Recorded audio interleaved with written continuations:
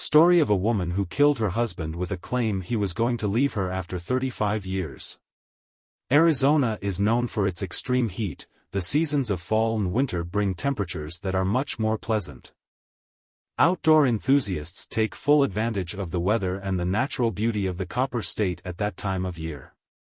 Unfortunately, such pleasures were not awaiting a group of outdoor adventurers in December 2010.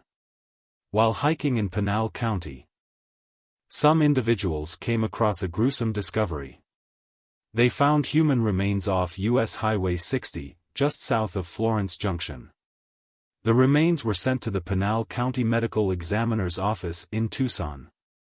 On December 23, hikers in La Paz County found body parts off Interstate 10. Near mile marker 53, just 50 miles from the California border.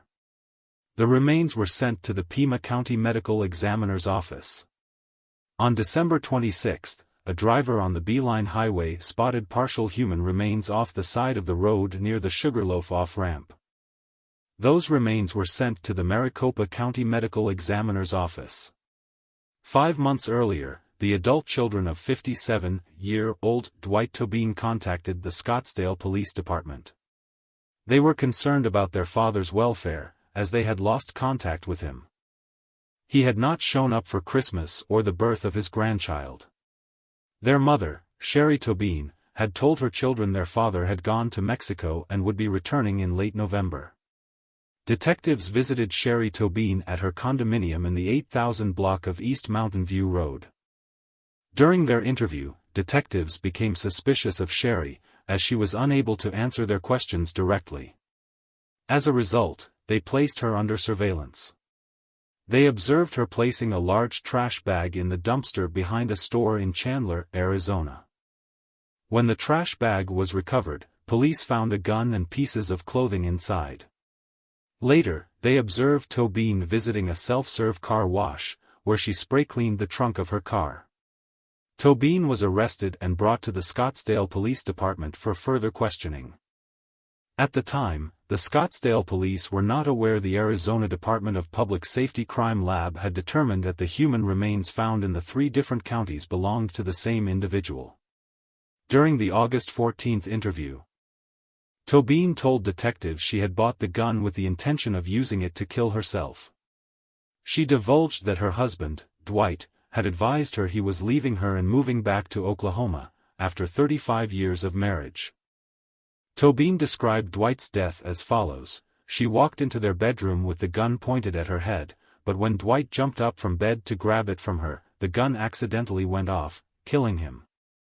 Tobyne feared no one would believe it was an accident. So she wrapped up Dwight's body in a tarp, placed him in her car, and dumped his body in the Tonto Forest, along the Bush Highway. She also stated she replaced the master bedroom carpet due to the blood spatter. When Tobyne took investigators to the location where she claimed to have dumped the body, they found no trace of human remains. As detectives continued their investigation, they found additional evidence that contradicted the statements Tobyne made during the first interview. For example, they uncovered the story Tobyne told her children about their father leaving her and going to Mexico in late November. Dwight and Shari's cell phone records showed both cell phones had been in the Phoenix area between November 24 and December 25. Police also learned Tobyne had bought a handgun in early November and had taken shooting lessons. Further, Dwight Tobyne's truck had been found parked at a Phoenix apartment complex, near 30th Street and Shea Avenue. The doors were locked, the keys were in the ignition, and the battery was dead. Detectives talked to the owner of the Tobynes' condominium on Mountain View, from whom the Tobynes had been renting. The owner confirmed that Shari Tobyne had replaced the bedroom carpet and the garage smelled strongly of bleach. During their second interview with Tobyne, detectives confronted her with the new evidence. She confessed to killing her husband because he was leaving her. She had shot him on November 24, 2009, the day before he planned to leave for Oklahoma. No one knew he was dead because she used his phone and email account to send messages to friends and family to avoid suspicion. The charges against Tobyne for first-degree murder would be challenging to prove because authorities still did not have a body. According to the district attorney in the Tobyne case, the pursuit of a murder charge without a body had been achieved successfully before, but such cases were rare.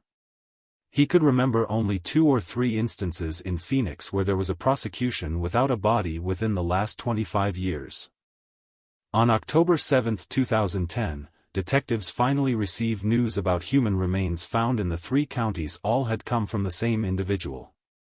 Detectives were able to get a DNA sample from Dwight Tobyne's father, who lived in Kansas.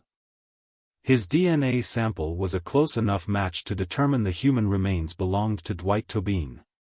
Tobyne was sentenced to life in prison on May 19, 2013. She received an additional 31 years for related charges.